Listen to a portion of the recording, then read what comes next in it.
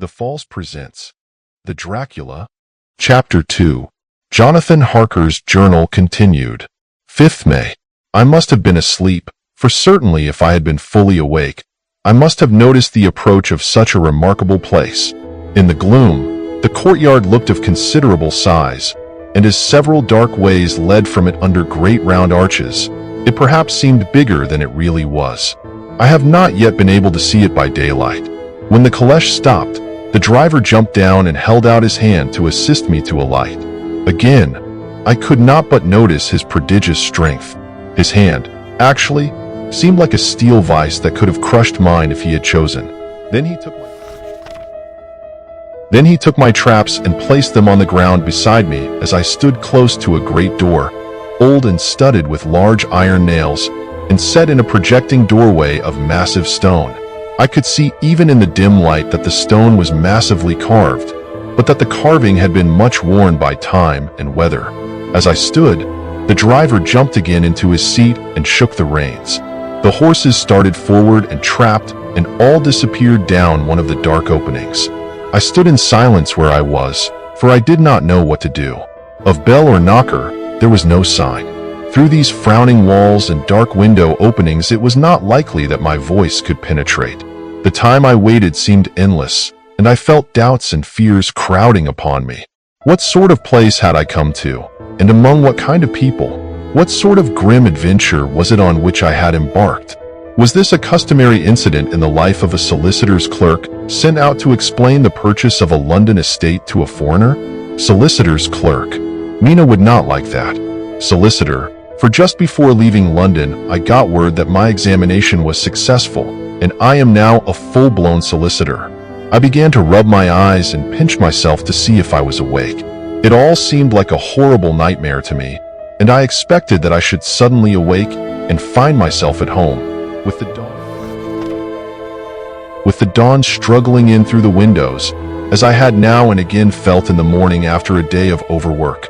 But my flesh answered the pinching test, and my eyes were not to be deceived. I was indeed awake and among the Carpathians. All I could do now was to be patient and to wait the coming of morning. Just as I had come to this conclusion, I heard a heavy step approaching behind the great door and saw through the chinks the gleam of a coming light. Then there was the sound of rattling chains and the clanking of massive bolts drawn back.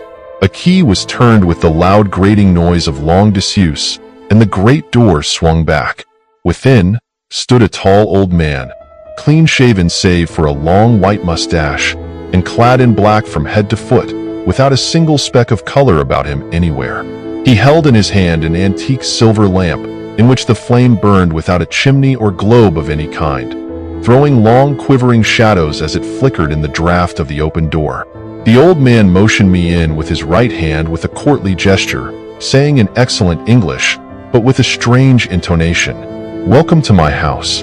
Enter freely and of your own free will."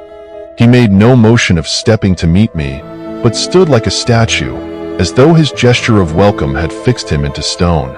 The instant, however, that I had stepped over the threshold, he moved impulsively forward, and holding out his hand grasped mine with a strength that made me wince, an effect which was not lessened by the fact that it seemed cold as ice.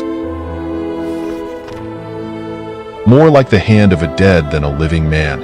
Again, he said, "Welcome to my house. Enter freely, go safely, and leave something of the happiness you bring." The strength of the handshake was so much akin to that which I had noticed in the driver, whose face I had not seen, that for a moment I doubted if it was not the same person to whom I was speaking. "So, to make sure," I said interrogatively, "Count Dracula?" He bowed in a courtly way as he replied, "I am Dracula, and I bid you welcome, Mr. Harker, to my house. Come in, the night air is chill, and you must eat and rest." As he spoke, he put the lamp on a bracket on the wall, and stepping out, took my luggage. He had carried it in before I could forestall him. I protested, but he insisted. "Nay, sir, you are my guest. It is late, and my people are not available. Let me see to your comfort myself." He insisted on carrying my traps along the passage, and then up a great winding stair, and along another great passage, on whose stone floor our steps rang heavily. At the end of this, he threw open a heavy door, and I rejoiced to see within a well-lit room in which a table was spread for supper, and on whose mighty hearth a great fire of logs, freshly replenished, flamed and flared. The Count halted, putting down my bags, closed the door, and crossing the room, opened another door, which led into a small octagonal room lit by a single lamp, and seemingly without a window of any sort. Passing through this, he opened another door and motioned me to enter. It was a welcome sight, for here was a great bedroom well lighted and warmed with another log fire, also added to but lately, for the top logs were fresh, which sent a hollow roar up the wide chimney. The Count himself left my luggage inside and withdrew, saying, before he closed the door, "You will need, after your journey, to refresh yourself by making your toilet. I trust you will find all you wish. When you are ready, come into the other room, where you will find your supper prepared." The light and warmth and the Count's courteous welcome seemed to have dissipated all my doubts and fears. Having then reached my normal state, I discovered that I was half famished with hunger. So, making a hasty toilet, I went into the other room. I found supper already laid out. My host, who stood on one side of the great fireplace, leaning against the stonework, made a graceful wave of his hand to the table and said, "I pray you, be seated and sup how you please. You will, I trust, excuse me that I do not join you, but I have dined already, and I do not sup." I handed to him the sealed letter which Mr. Hawkins had entrusted to me. He opened it and read it gravely. Then, with a charming smile, he handed it to me to read. One passage of it, at least, gave me a thrill of pleasure. I must regret that an attack of gout, from which malady I am a constant sufferer, forbids absolutely any traveling on my part for some time to come. But I am happy to say I can send a sufficient substitute, one in whom I have every possible confidence. He is a young man, full of energy and talent in his own way, and of a very faithful disposition. He is discreet and silent, and has grown into manhood in my service. He shall be ready to attend to you when you will during his stay, and shall take your instructions in all matters. The Count himself came forward and took off the cover of a dish, and I fell to at once on an excellent roast chicken. This, with some cheese and a salad and a bottle of old Tokay, of which I had 2 glasses, was my supper. During the time I was eating it, the Count asked me many questions as to my journey, and I told him by degrees all I had experienced. By this time, I had finished my supper, and by my host's desire had drawn up a chair by the fire and begun to smoke a cigar which he offered me, at the same time excusing himself that he did not smoke. I had now an opportunity to observe him and found him of a very marked physiognomy. His face was a very strong, aquiline, with a high bridge of the thin nose and peculiarly arched nostrils, with a lofty domed forehead and hair growing scantily around the temples but profusely elsewhere. His eyebrows were very massive, almost meeting over the nose, and with bushy hair that seemed to curl in its profusion.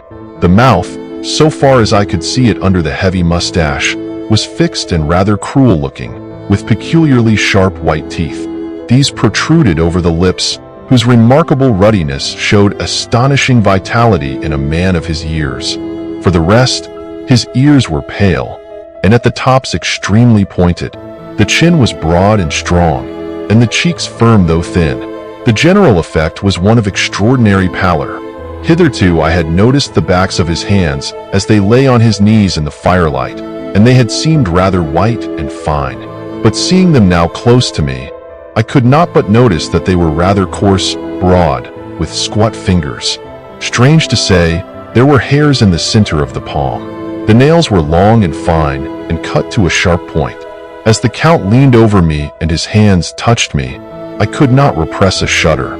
It may have been that his breath was rank, but a horrible feeling of nausea came over me, which,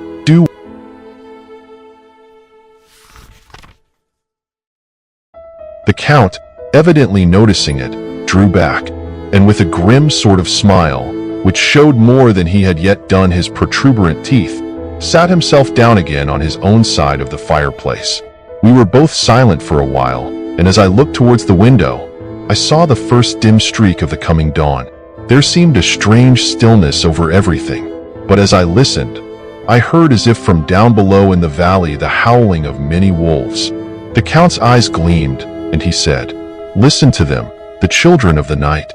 What music they make." Seeing, I suppose, some expression in my face strange to him, he added, "Ah, sir, you dwellers in the city cannot enter into the feelings of the hunter." Then he rose and said, "But you must be tired. Your bedroom is all ready, and tomorrow you shall sleep as late as you will. I have to be away till the afternoon, so sleep well and dream well." With a courteous bow, he opened for me himself the door to the octagonal room, and I entered my bedroom. I am all in a sea of wonders. I doubt, I fear, I think strange things, which I dare not confess to my own soul. God keep me, if only for the sake of those dear to me. 7th May. It is again early morning, but I have rested and enjoyed the last 24 hours. I slept till late in the day and awoke of my own accord. When I had dressed myself, I went into the room where we had supped and found a cold breakfast laid out, with coffee kept hot by the pot being placed on the hearth.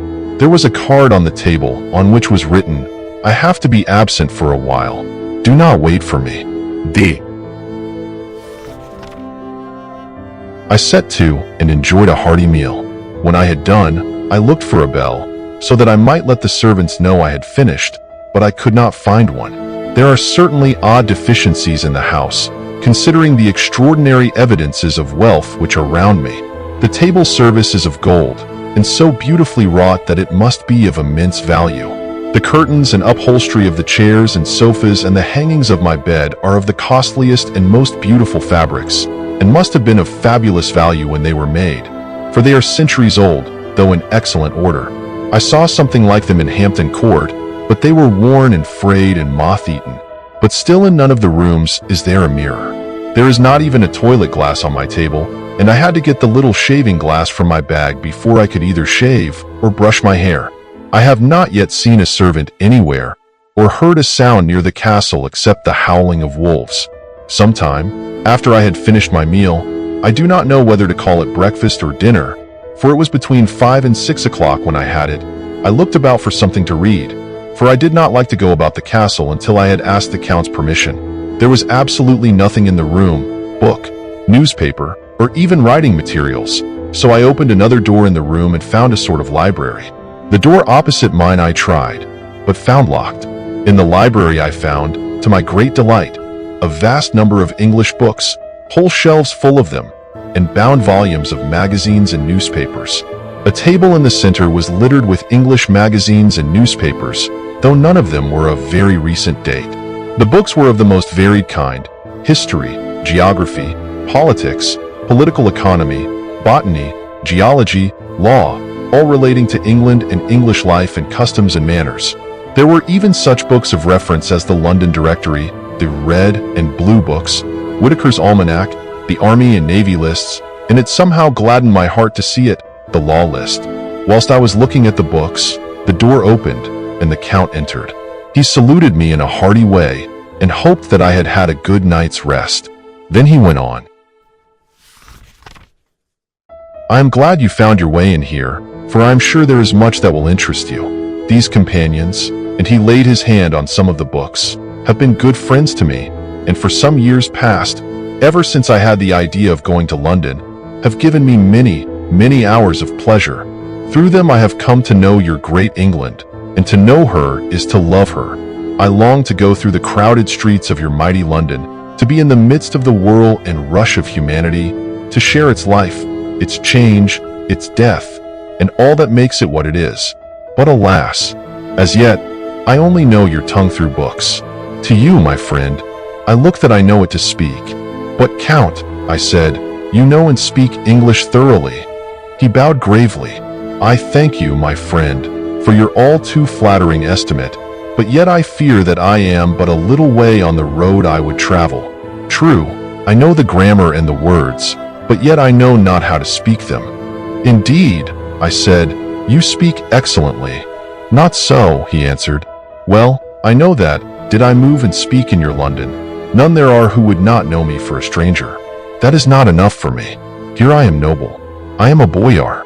The common people know me, and I am master.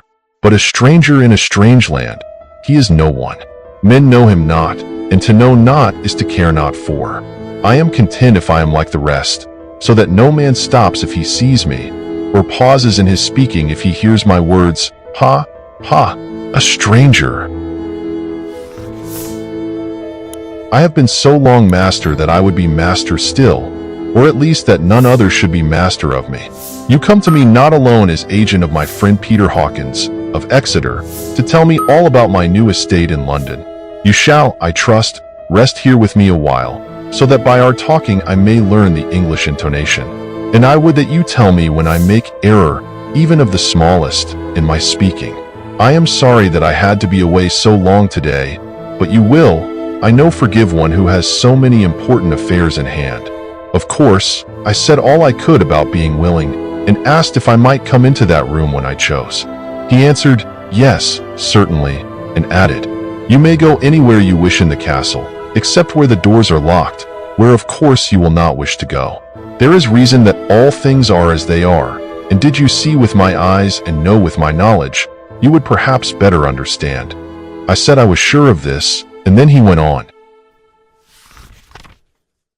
We are in Transylvania, and Transylvania is not England. Our ways are not your ways, and there shall be to you many strange things.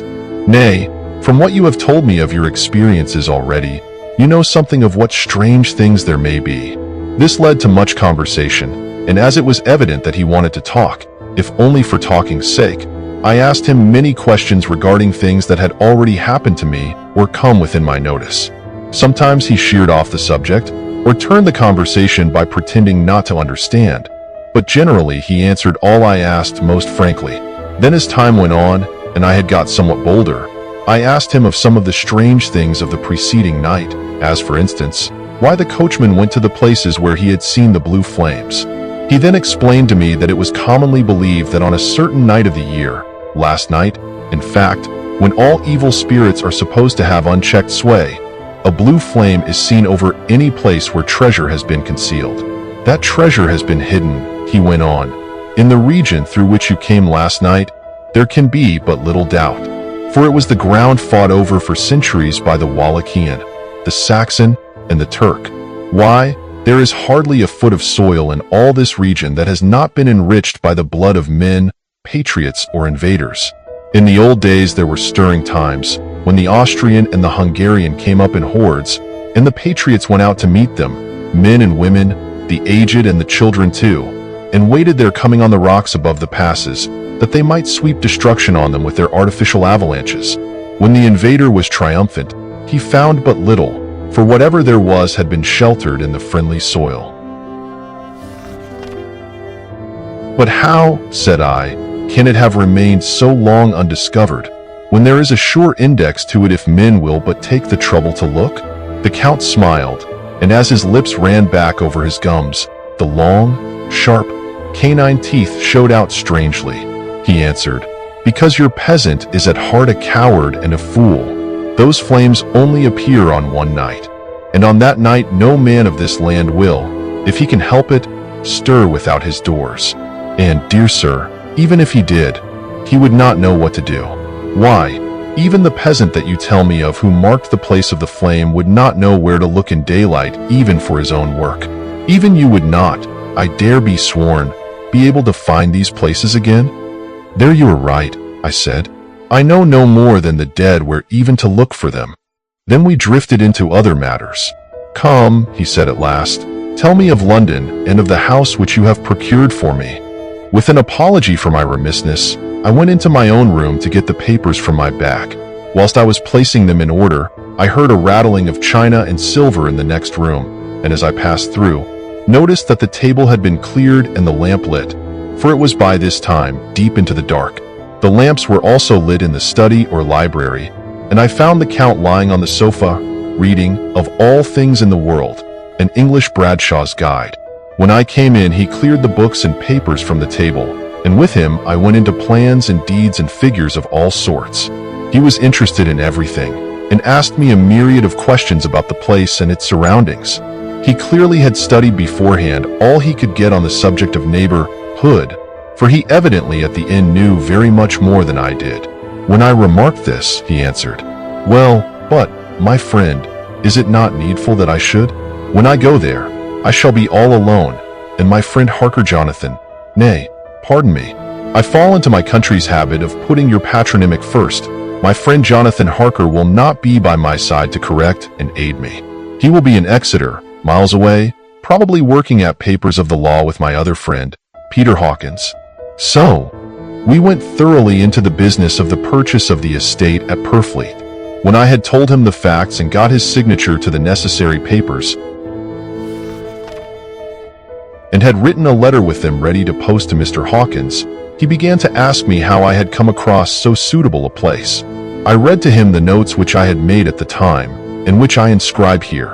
At Purfleet on a by-road, I came across just such a place as seemed to be required, and where was displayed a dilapidated notice that the place was for sale. It was surrounded by a high wall, of ancient structure, built of heavy stones, and has not been repaired for a large number of years.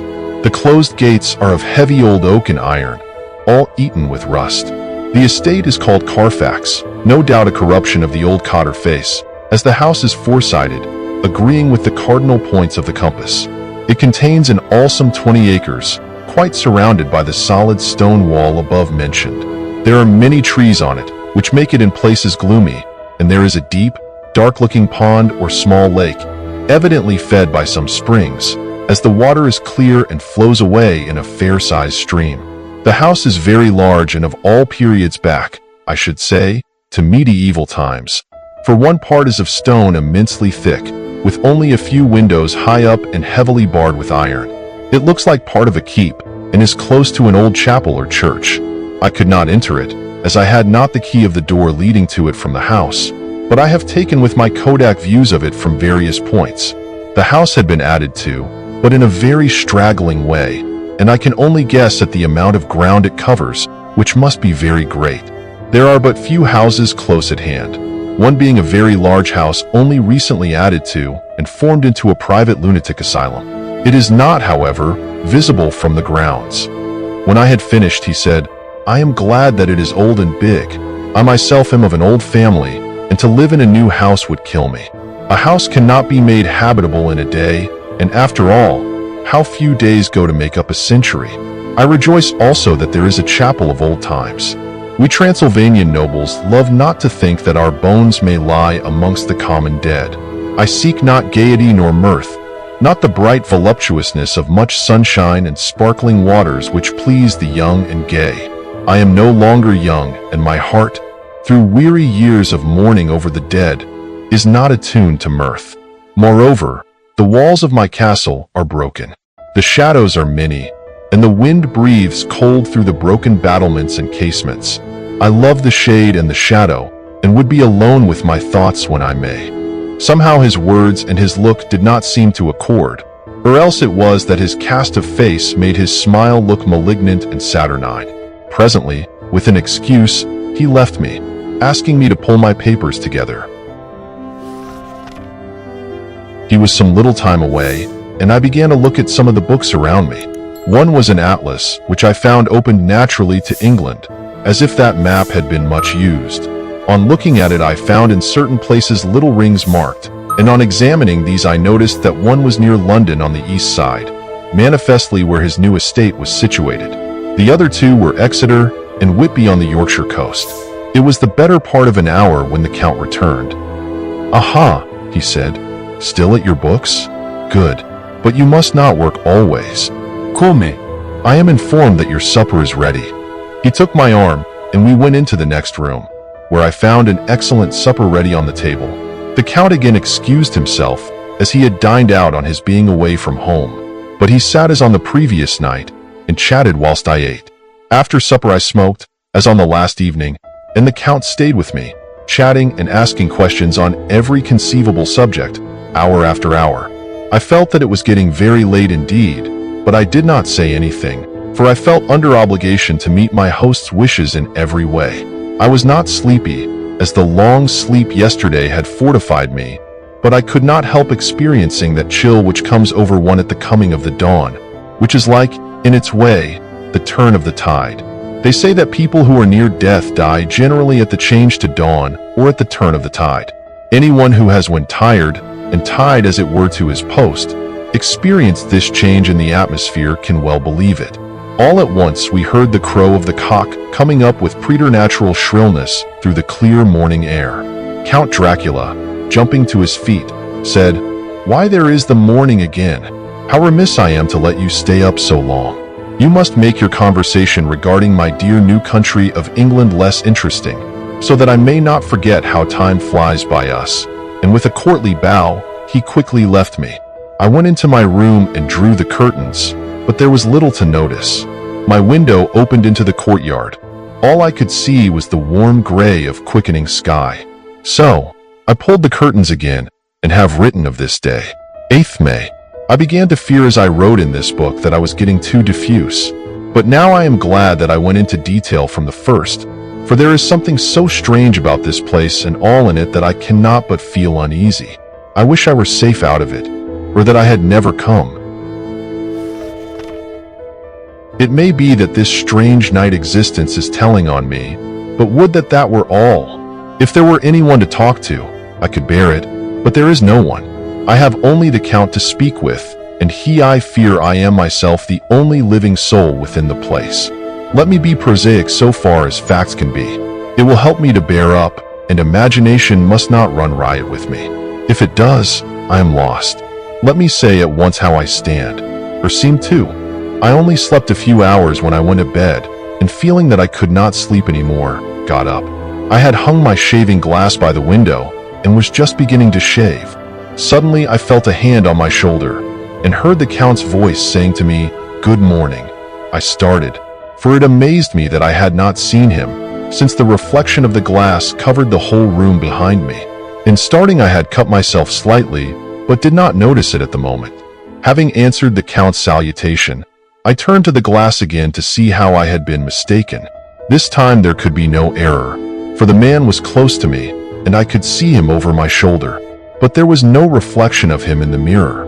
The whole room behind me was displayed, but there was no sign of a man in it, except myself. This was startling, and coming on the top of so many strange things, was beginning to increase that vague feeling of uneasiness which I always have when the Count is near. But at the instant I saw that the cut had bled a little, and the blood was trickling over my chin. I laid down the razor, turning as I did so half round to look for some sticking plaster. When the Count saw my face, his eyes blazed with a sort of demoniac fury, and he suddenly made a grab at my throat. I drew away, and his hand touched the string of beads which held the crucifix. It made an instant change in him, for the fury passed so quickly that I could hardly believe that it was ever there. "Take care," he said. "Take care how you cut yourself. It is more dangerous than you think in this country." Then seizing the shaving glass, he went on, "And this is the wretched thing that has done the mischief. It is a foul bauble of man's vanity. Away with it." And opening the window with one wrench of his terrible hand, he flung out the glass, which was shattered into 1,000 pieces on the stones of the courtyard far below. Then he withdrew without a word. It is very annoying, for I do not see how I am to shave, unless in my watch case or the bottom of the shaving pot, which is fortunately of metal.